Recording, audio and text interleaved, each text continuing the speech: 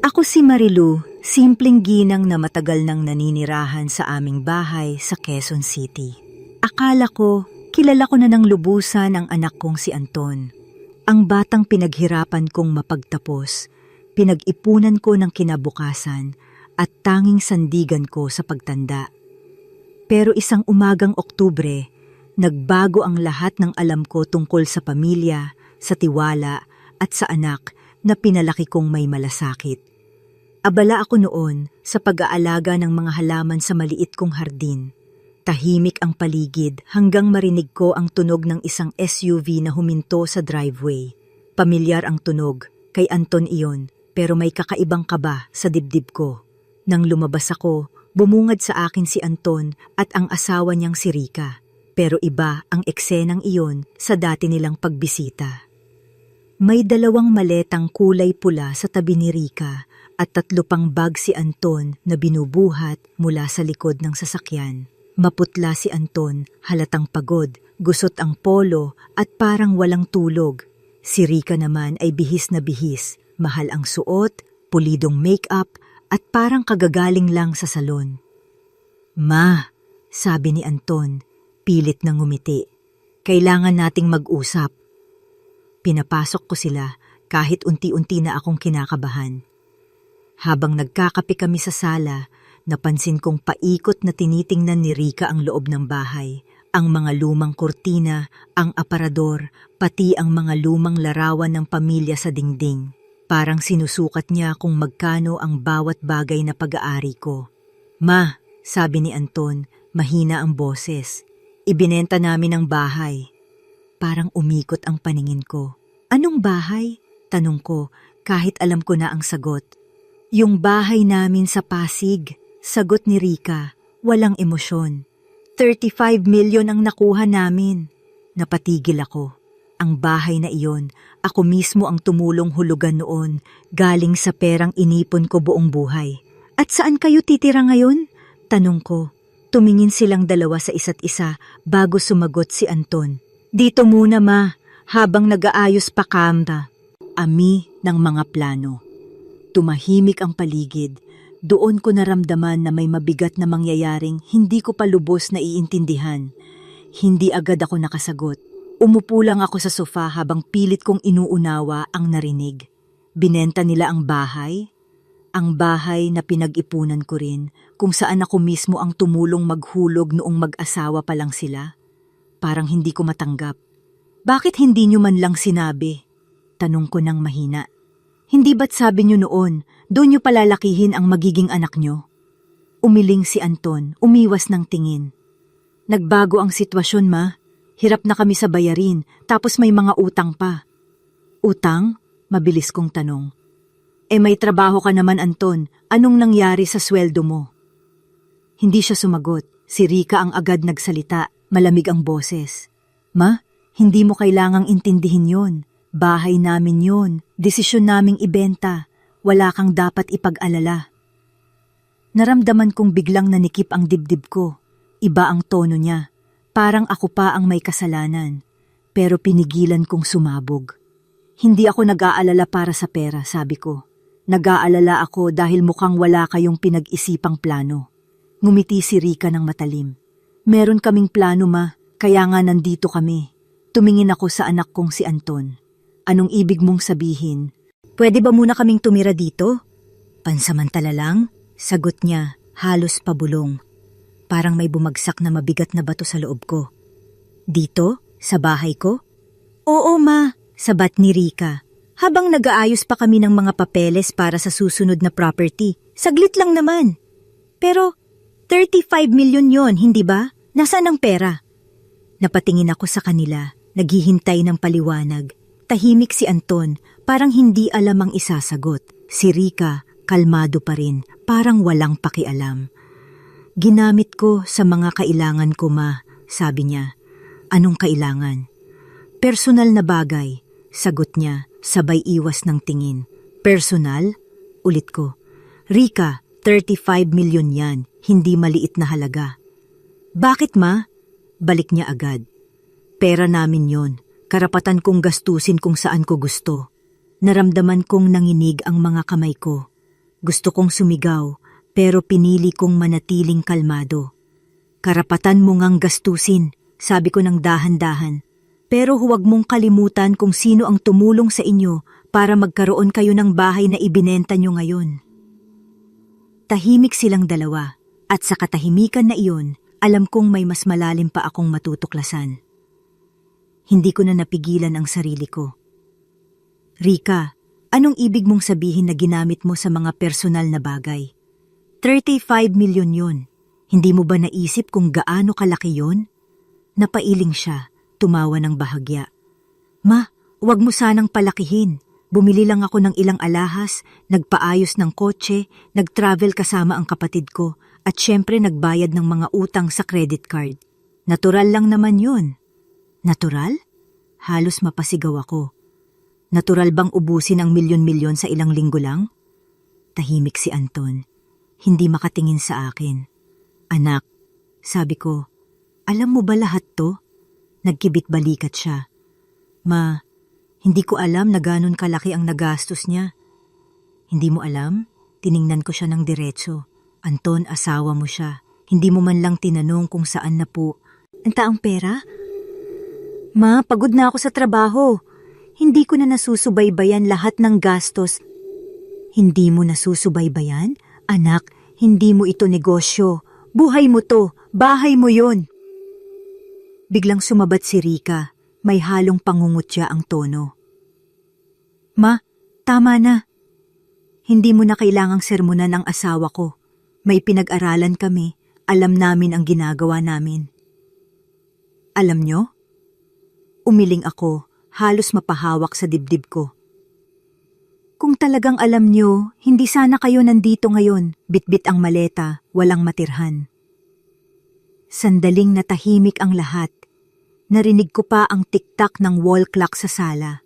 Si Anton ay nakatungo lang, habang si Rika ay nakataas ang kilay, parang siya pa ang naagrabyado. Ma, mahina ang boses ni Anton. Pansamantala lang naman kami dito, habang inaayos ni Rika ang negosyo ng kaibigan niya.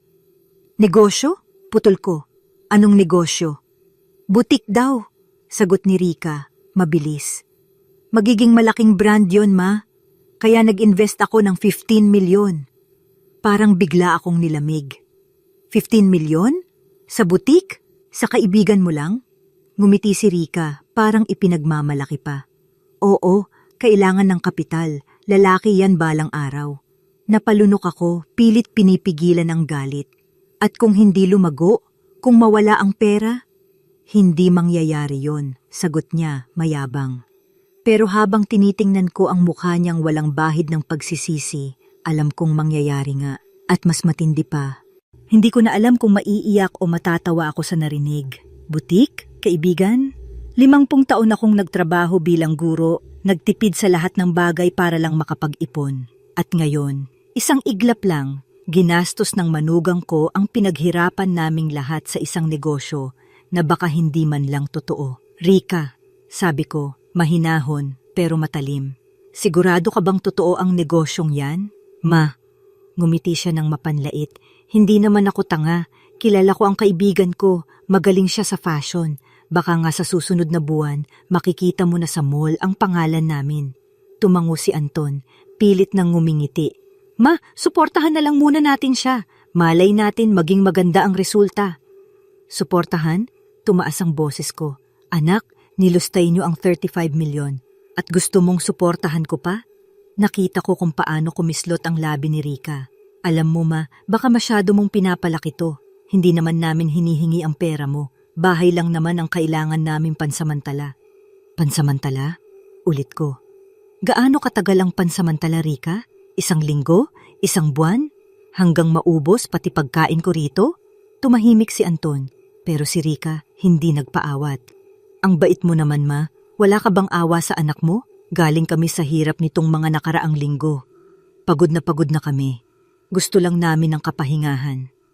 Kapahingahan? Umiling ako, nanginginig ang boses. Anak ko si Anton, kaya tinatanggap ko siya. Pero ikaw ang dahilan kung bakit siya ganyan ngayon. Hindi ko kayang makita na sinira mo ang buhay niya. Tumayo si Rika. Inilapag ang tasa ng kape sa mesa ng may kalabog. Hindi mo ako pwedeng sisihin sa lahat. Kung nagtitipid si Anton, kung ayaw niyang gumastos para sa amin, kasalanan ko ba yon? Gusto ko lang naman maranasan ang maganda. Tumigil ako, tinitigan siya ng diretso. Ang kagandahan, Rika, hindi nasusukat sa presyo ng alahas o laki ng bahay. Pero ikaw pinili mong sukatin ang buhay sa pera. At sa ganyang paraan, walang tunay na yaman ang mararanasan mo.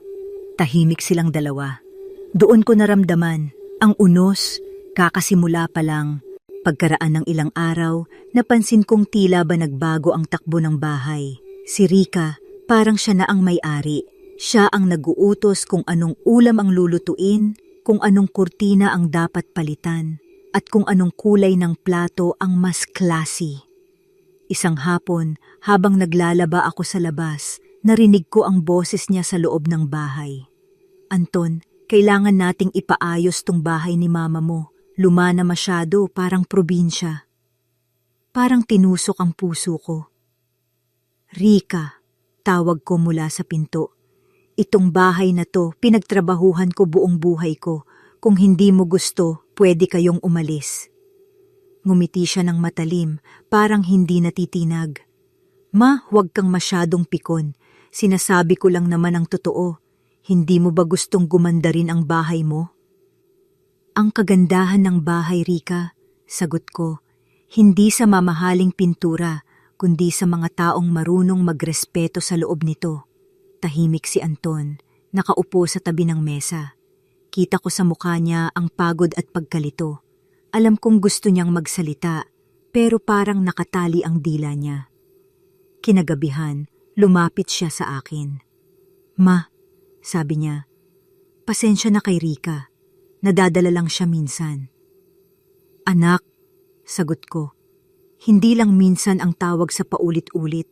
Alam kong asawa mo siya, pero huwag mong hayaang lamangan ka. Napayo ko si Anton. Hindi mo siya kilala tulad ko, ma. Mas kilala ko siya kaysa sa iniisip mo, sagot ko.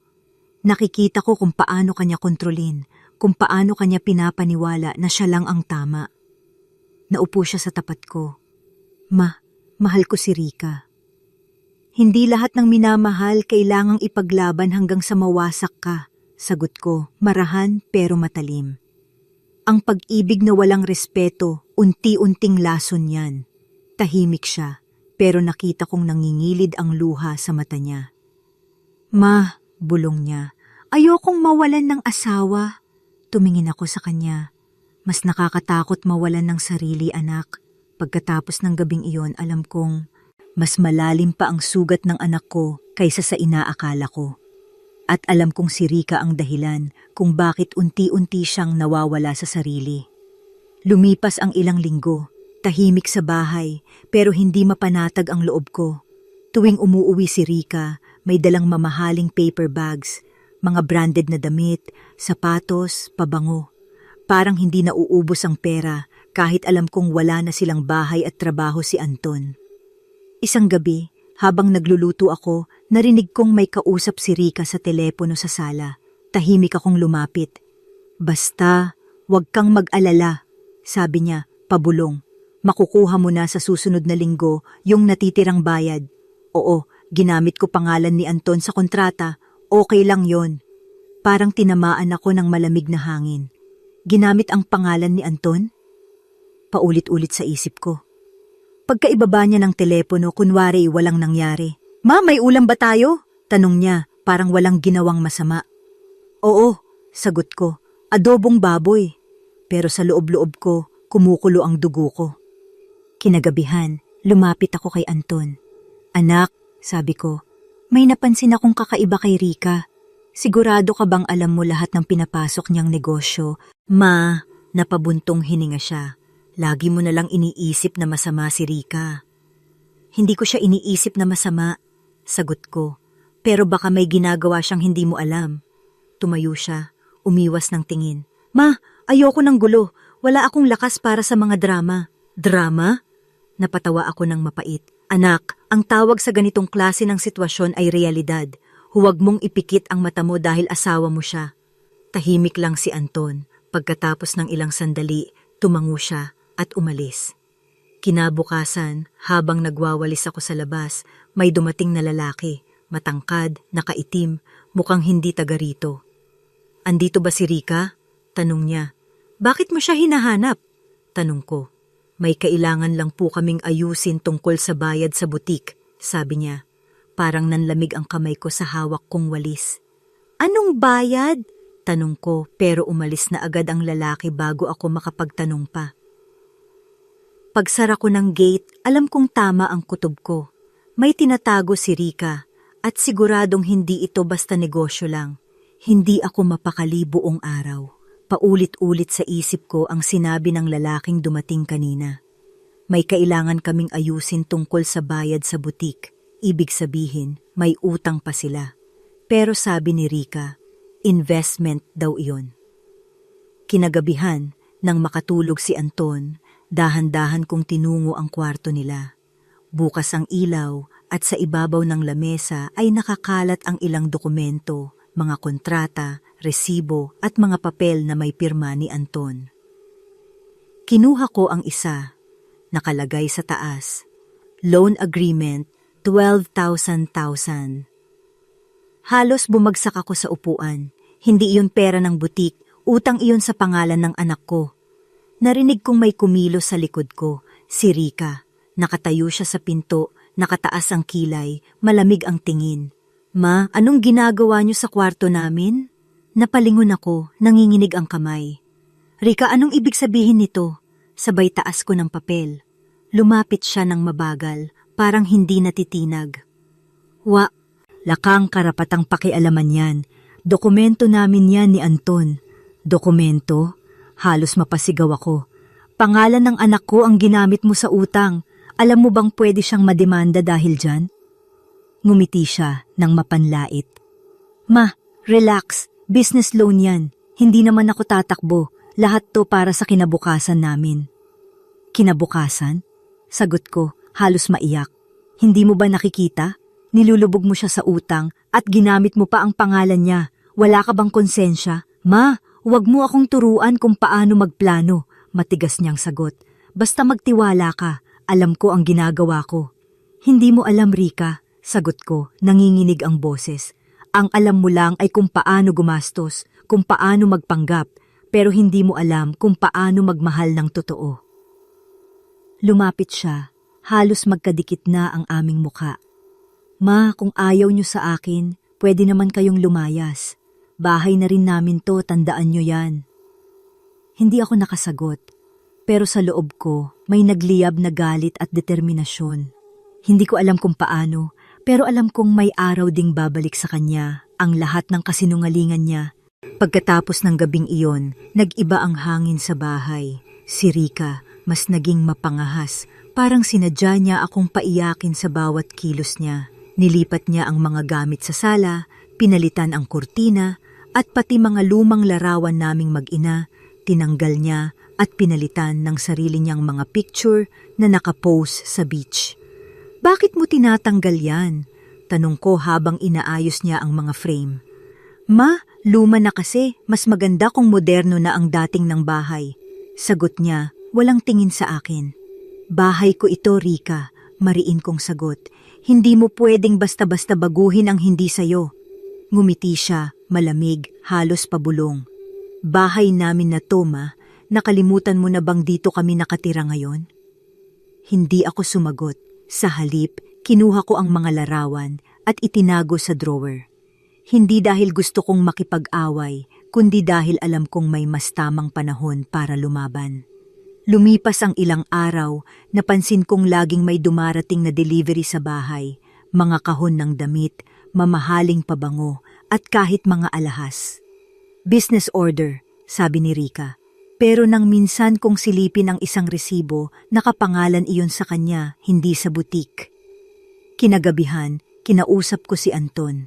Anak, kailangan nating mag-usap ng seryoso. Hindi ako makikialam sa asawa mo, pero gusto kong malaman kung alam mo lahat ng nangyayari. Napayo ko siya, mabigat ang buntong hininga. Ma, alam ko na, may utang pa raw si Rika sa mga supplier. Pero may deal daw silang paparating. Baka mabawi lahat. Anak, sabi ko, ang sinasabi niyang deal ay ilusyon lang. Pera mo, pangalan mo, lahat ginagamit niya. Hindi mo ba nakikita? Tumayo siya, napahawak sa ulo. Hindi ko alam, Ma. Mahal ko siya pero parang hindi ko na siya kilala. Hinawakan ko ang kamay niya. Anak, minsan, kailangan mong piliin kung sino ang dapat mong iligtas, ang asawa mong sinisira ka o ang sarili mong nawawala. Tahimik siya. Sa yun, ang pagkakataon, nakita kong tumulo ang luha niya, hindi dahil sa galit, kundi dahil sa gising ng katotohanang matagal niyang tinatakas. At doon ko naisip, ang laban na ito, hindi sigawan ang kailangan, kundi tahimik na hakbang, dahan-dahan, pero tiyak. Simula noong gabing umiyak si Anton, nagbago ang tingin ko sa anak ko. Parang unti-unti na niyang nakikita ang mga bagay na matagal niyang iniiwasan. Pero si Rika, mas naging agresibo. Parang nararamdaman niyang unti-unti kong nasusundan ang mga lihim niya. Isang umaga, nagising ako sa ingay ng tawanan sa sala. May mga bisita si Rika, 3 babae, puro naka-designer bag at malalakas ang boses. Ma, sabi ni Rika habang papalapit, ito sina Cheska, Lala at Joy. Dito muna sila magmi-meeting tungkol sa bagong negosyo namin. Negosyo ulit? Tanong ko, pilit ang ngiti. Oo, Ma. Expansion ng butik. Mas lalaki to, sagot niya, sabay ngiti ng pilit na may yabang. Habang nag-uusap sila, nakikinig lang ako mula sa kusina. Narinig kong sinabi ni Rika, gamitin na lang ulit natin yung account ni Anton. Mas madali sa bangko pag pangalan ng lalaki. Parang binuhusan ako ng malamig na tubig. Hindi ko alam kung matatakot o magagalit. Pero sa halip na sumugod, ngumiti lang ako at lumabas. Hindi ko kailangang sumigaw, sabi ko sa sarili ko. Kailangan ko lang ng pruweba. Kinahapunan, lumapit ako kay Anton. Anak, sabi ko, pakiusap, huwag ka munang pipirma ng kahit anong papel. May pinaplano ang asawa mo na delikado. Tumingin siya sa akin, pagod ang mga mata. Ma, ano na naman to? Anak, narinig ko sila. Ginagamit ka ulit ni Rika. Uutang sila at pangalan mo pa rin ang gagamitin. Hindi siya agad nakasagot. Ma, baka naman totoo yung project. Hindi ito tungkol sa project, sagot ko. Ito tungkol sa kontrol. Kapag pumirma ka ulit, wala ka nang maililigtas. Pati pangalan mo, mawawala. Tahimik siya ng ilang minuto. Pagkatapos, tumango siya, mabigat ang loob. Ma, tutulungan mo ba akong alamin kung totoo lahat ng sinasabi niya? Ngumiti ako ng marahan. Oo anak, pero tahimik lang tayo, wag mong ipahalata. Sa unang pagkakataon, magkasundo kaming dalawa. Hindi bilang mag-ina lang, kundi bilang 2 taong gustong lumaban sa iisang kaaway. At sa gabing iyon, alam kong nagsimula na ang aming tahimik na paghihiganti. Kinabukasan, maaga akong nagising. Tahimik sa bahay at si Rika ay tulog pa. Si Anton naman ay pumasok ng maaga sa trabaho. Sa pagkakataong iyon, ginamit ko ang katahimikan. Dahan-dahan kong binuksan ang drawer ni Rika sa kwarto nilang mag-asawa. Hindi dahil gusto kong manalisi, kundi dahil kailangan kong malaman kung ano talaga ang pinapasok nilang gulo. Sa loob, may isang brown envelope. Binuksan ko iyon ng marahan. Laman nito ang mga resibo ng mga mamahaling bilihin, bag na nagkakahalaga ng halos 380,000, relo na umaabot ng 700,000 at mga tiket sa Hong Kong at Singapore. Sa likod ng isang resibo, may nakasulat na pangalan, Rika Marco. Napatigil ako. Marco? Sino si Marco? Habang nakatitig ako sa papel, biglang may boses sa likod ko. Ma, anong ginagawa mo? Si Anton, nakauwi pala siya nang hindi ko namamalayan. Anak! Nauutal ako. May nakita akong mga papeles. Anak, tingnan mo to. Kinuha niya ang resibo at binasa ng mabuti. Unti-unti kong nakita ang pagkaputla ng mukha niya. Si Marco, bulong niya. Kaibigan ni Rika dati sa trabaho, pero bakit sila magkasama sa tiket? Anak, sabi ko, hindi ko gustong guluhin ang isip mo, pero kailangan mong harapin to. Hindi lang pera ang nilalaro niya, Pati tiwala mo. Tahimik siya. Hinawakan niya ang envelope, parang nanginginig ang kamay. Ma, ayokong maniwala agad. Pero parang may tama ka. Hindi mo kailangang magalit ngayon, sabi ko. Kailangan mo lang magmasid. Huwag kang padadala sa emosyon. Kinagabihan, nakita kong tahimik si Anton habang kumakain. Si Rika naman, masaya pa rin. Walang kaalam-alam sa mga natuklasan namin. Ma, sabi niya, baka bukas pumunta kami ni Anton sa Tagaytay. Short break lang.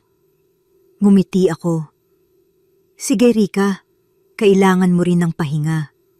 Pero sa loob ko, alam kong hindi pahinga ang pupuntahan nila.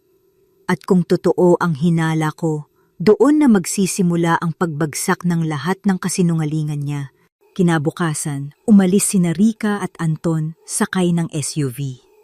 Sabi ni Rika, "Short break lang ma, kailangan naming mag-relax." Pero ramdam kong may ibang dahilan sa likod ng biyahe nila. Pagkaalis nila, hindi ako mapakali. Tinawagan ko ang kaibigan kong si Celia, dating kasamahan ko sa paaralan, at ngayon ay may kamag-anak na nagtatrabaho sa resort sa Tagaytay. Celia, sabi ko, baka pwedeng magtanong ka lang kung may nagpabook sa pangalang Rika o Anton. Makalipas ang ilang oras, tumawag siya pabalik. Marilu, may nagpabook nga kahapon, pero hindi Anton ang kasama. Nakaregister sa pangalan ni Rika at Marco. Parang gumuho ang tuhod ko. Tama ang hinala ko. Hindi negosyo, hindi bakasyon, pagtataksil. Kinagabihan, tumawag si Anton. Ma, baka hindi kami makauwi agad, may problema raw sa kotse. Tahimik lang ako. Ingat ka anak, sagot ko. Huwag mong kalimutang magdasal. Pagkababa ng tawag, halos mapaiyak ako. Hindi dahil sa galit, kundi sa awa. Alam kong darating ang araw na masasaktan siya ng husto, pero kailangan niyang makita ang katotohanan sa sarili niyang mata. Pagkalipas ng 2 araw, umuwi si Anton mag-isa.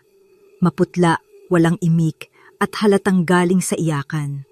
Dumiretso siya sa kwarto at nagkulong. Pagkalipas ng ilang oras, lumabas siya, hawak ang cellphone niya. Ma, sabi niya, paos ang boses, tama ka. Pinakita niya sa akin ang mga litrato. Si Rika at si Marco magkahawak kamay sa isang restaurant sa Tagaytay, parehong nakangiti. Napaluhod ako sa upuan.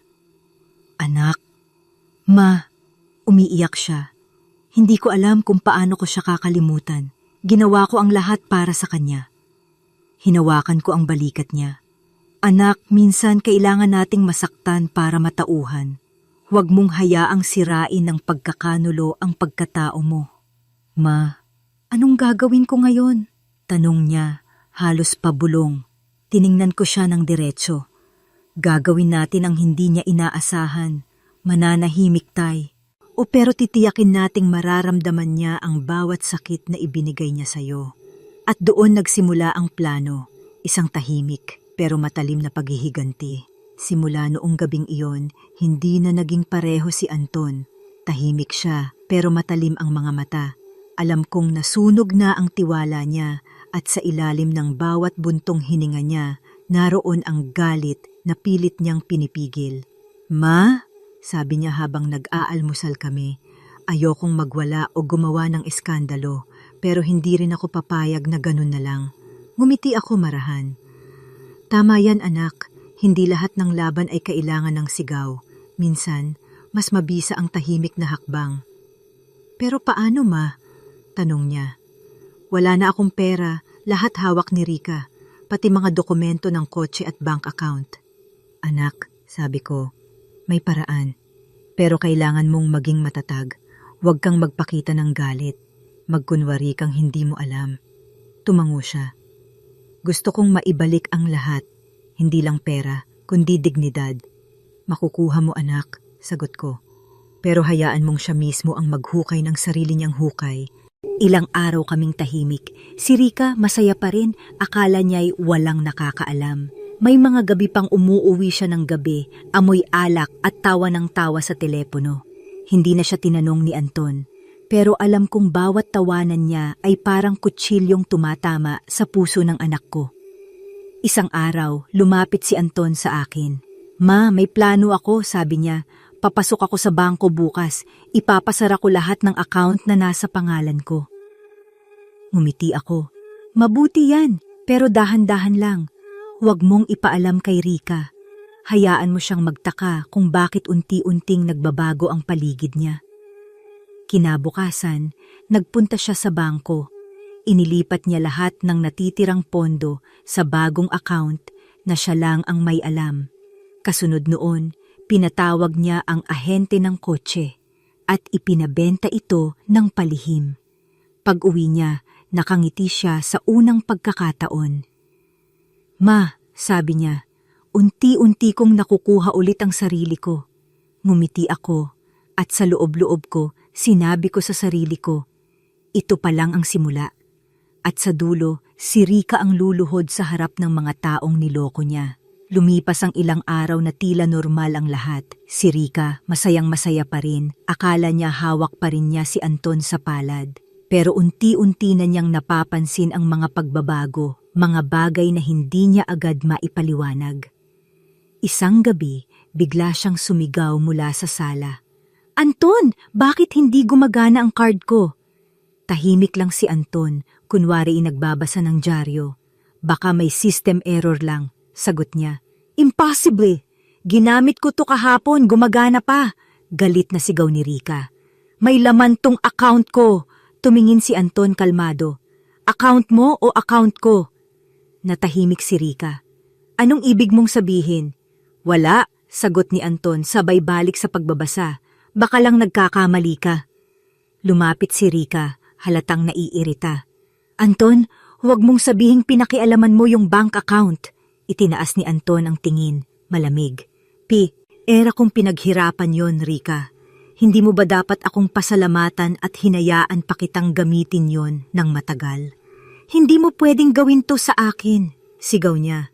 "Ako ang nagplano ng lahat ng negosyo natin." "Negosyo o luho?" Balik ni Anton, mariin ang tono. "Wala kang ginawa kundi gumastos at magpa-impress sa mga kaibigan mo habang nilulubog mo ako sa utang." Biglang natahimik si Rika. Nakita kong nanginginig ang labi niya, pero hindi siya umiyak. "Hindi mo alam ang sinasabi mo," bulong niya. "Mahal kita, Anton." "Kung totoo yan," sagot niya, "hindi mo ako sisirain." Tahimik akong nakatayo sa gilid, pinapanood silang dalawa.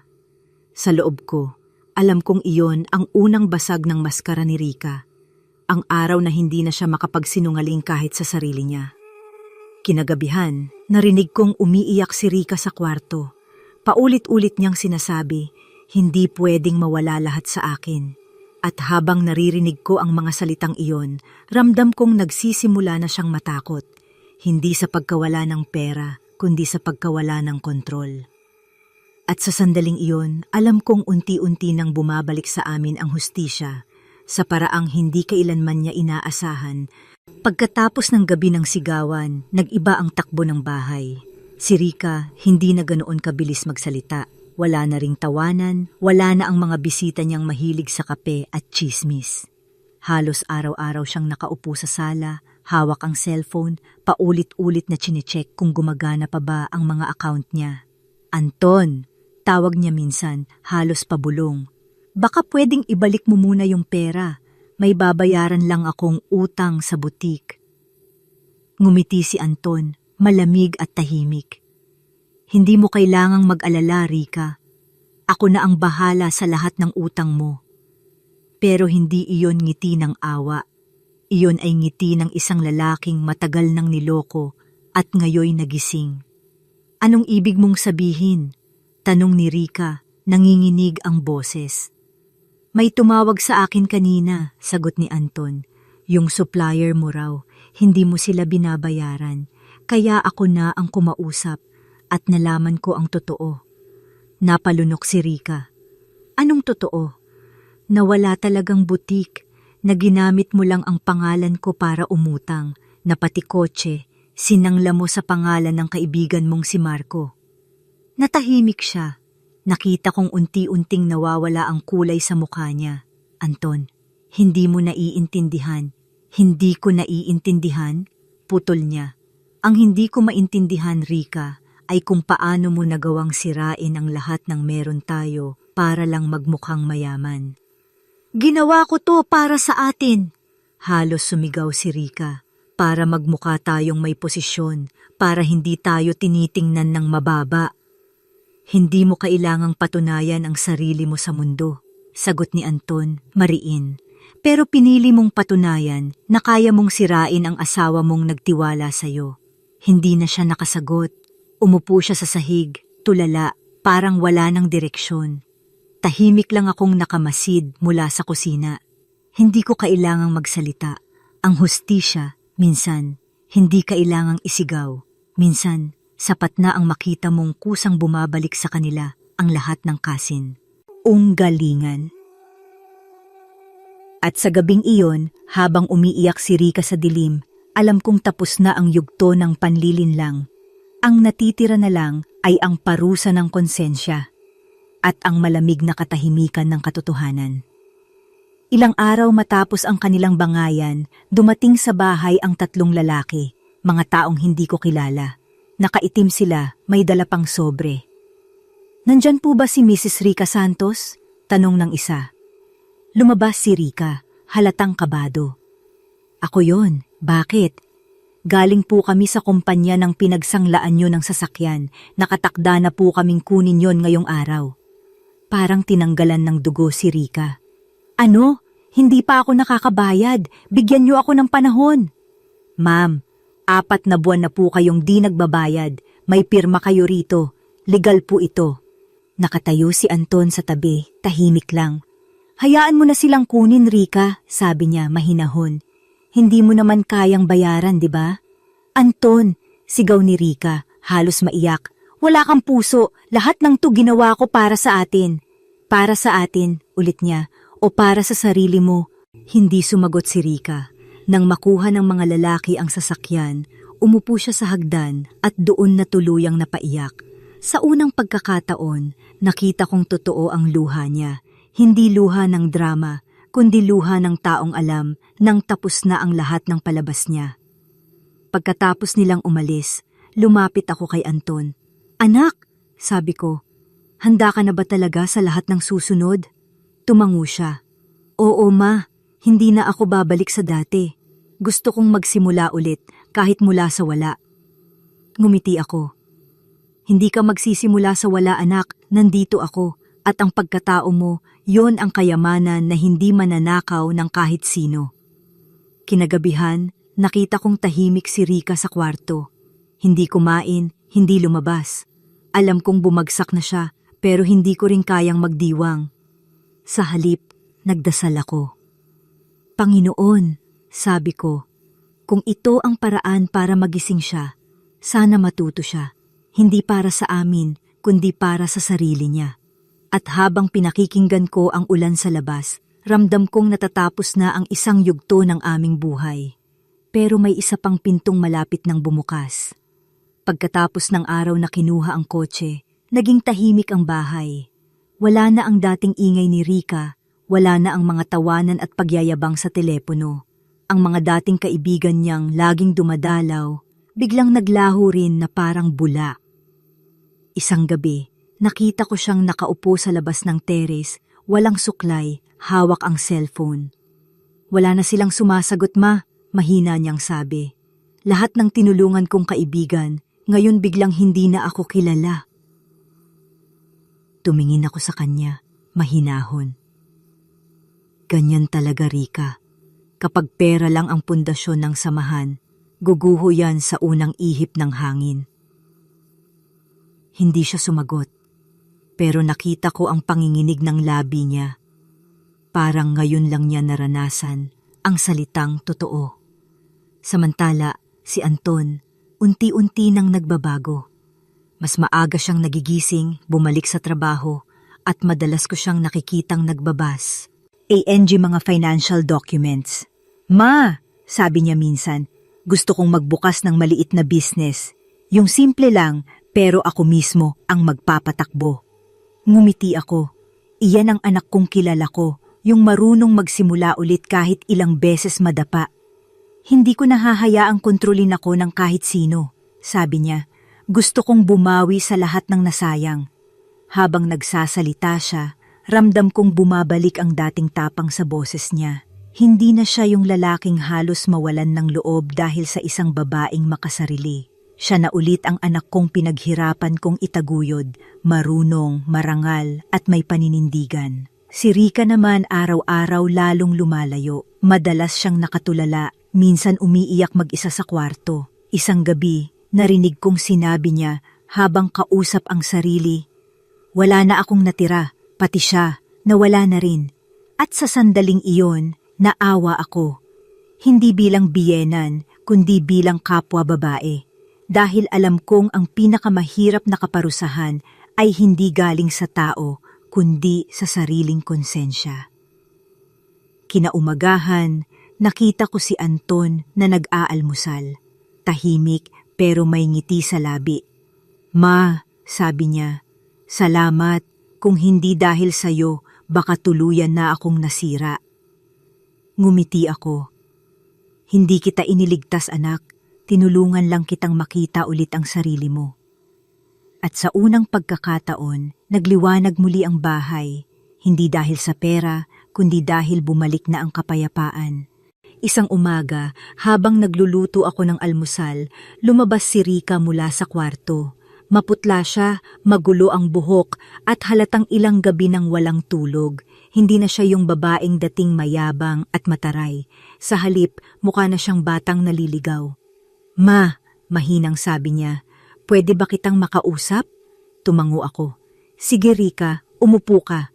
Umupo siya sa mesa, nakayuko. "Hindi ko alam kung paano magsisimula," sabi niya. "Nasira ko ang lahat. Si Anton, ang tiwala niyo, pati sarili ko. Tahimik lang ako, hinayaan ko siyang magsalita." "Ma, totoo po, niloko ko si Anton. Akala ko kasi kapag may pera at mga kaibigang mayaman, mas magiging masaya ako. Pero ngayon, wala na ako. Wala akong natira kahit piso, kahit isang taong nandyan para sa akin." Naiyak siya at sa unang pagkakataon, hindi ko naramdaman ang galit. "Rika," sabi ko, "hindi ko kailanman ginusto na mapahiya ka. Pero sana matutunan mo ngayon na ang halaga ng tao ay hindi nasusukat sa ginto o bag, kundi sa kung paano siya magmahal at magpakatotoo." "Tama ka ma," hikbi niya. "Nabulag ako sa inggit. Gusto kong patunayan na kaya kong maging higit sa nakasanayan ko, pero sa kakapilit kong yun, ako rin ang nawala." Biglang lumabas si Anton, tahimik na nakikinig mula sa hagdan. "Rika," sabi niya, "hindi ko alam kung kaya pa kitang pagkatiwalaan, pero salamat sa pag-amin." Tumingin si Rika sa kanya, luhaan. "Anton, hindi ko hinihingi na tanggapin mo pa ako. Gusto ko lang humingi ng tawad." Umiling si Anton. "Hindi ko alam kung anong mangyayari bukas, pero ngayong araw, pinapatawad kita. Hindi dahil deserve mo, kundi dahil gusto kong matapos na ang lahat ng bigat." Umiyak si Rika, sabay yakap sa kanya. Pero alam naming pareho, hindi na iyon yakap ng mag-asawa, kundi ng dalawang taong natuto sa sakit. Pagkatapos ng lahat, huminga ako ng malalim. Sa wakas, naramdaman kong bumigat man ang mga taon ng luha.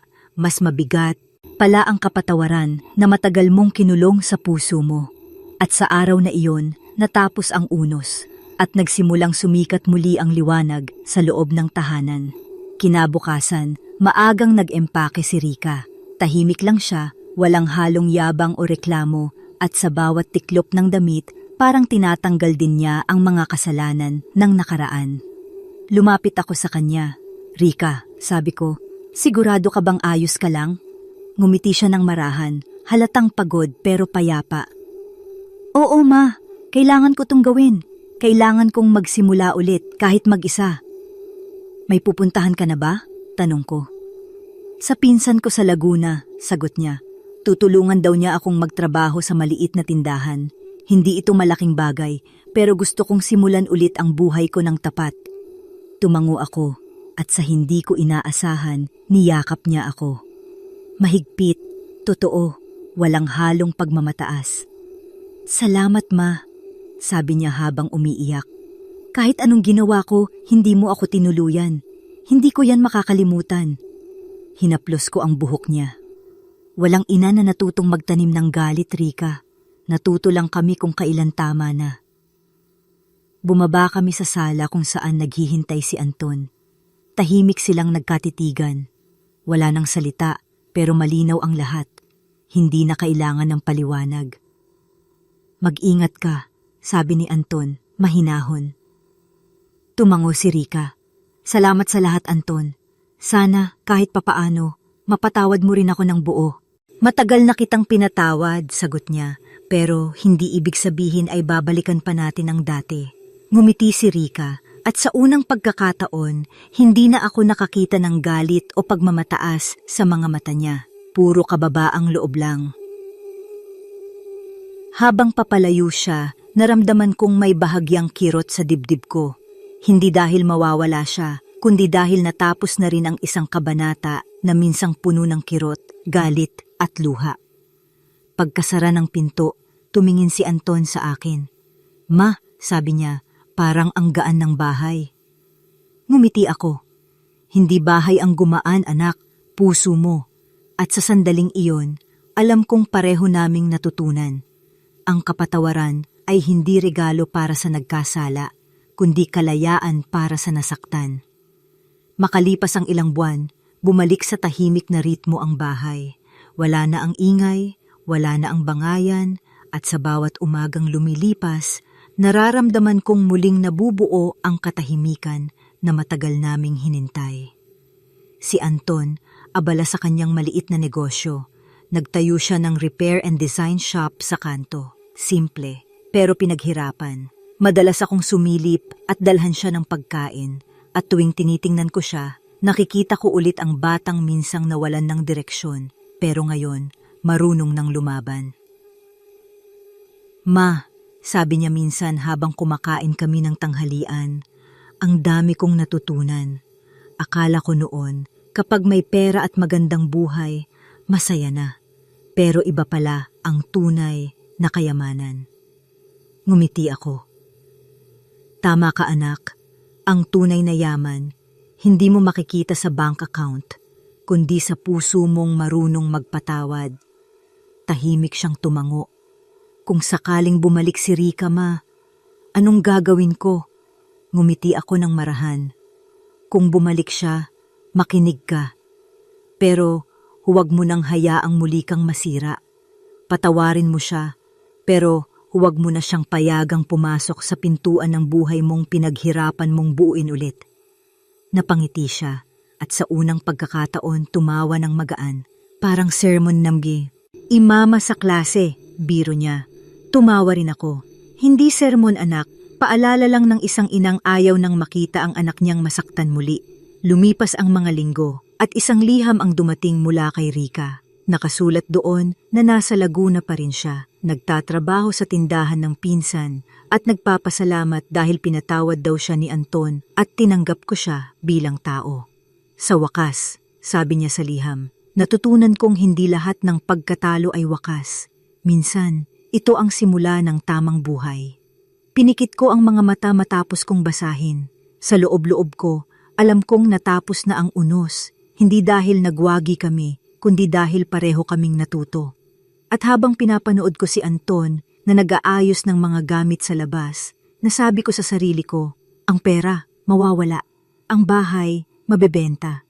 Pero ang respeto at kabutihan, kapag nawala, hindi na iyon mabibili ng kahit milyong halaga. At doon, tuluyan nang sumikat ang araw sa tahanang minsang binalot ng dilim,